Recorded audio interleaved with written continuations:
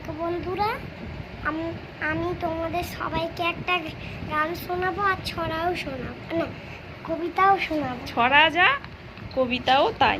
বলো, শুরু করো, কি বলছো তুমি? বলো। শুনছি তুমি নাকি বিয়ে করছো। হ্যাঁ বিয়ে করছি, তুমি চুপ শুনেছো।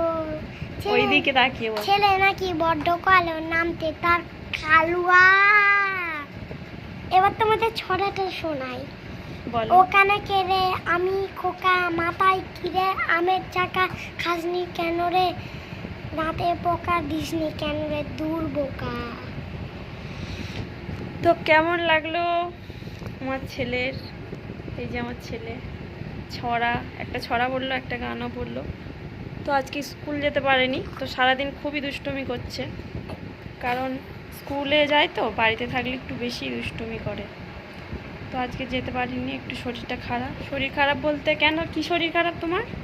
মুখ খেয়ে খেয়ে পায়খানা হচ্ছে। তো ওর পটি হচ্ছে, ওই জন্য ও যেতে পারেনি স্কুলে।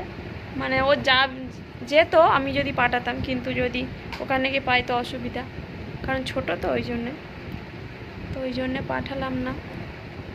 রান্না বান্না হয়ে গেছে, এখন বসে আছি একটু পাখার তলায়, খুব গরম হচ্ছে, বসে আছি। মরে যাচ্ছি।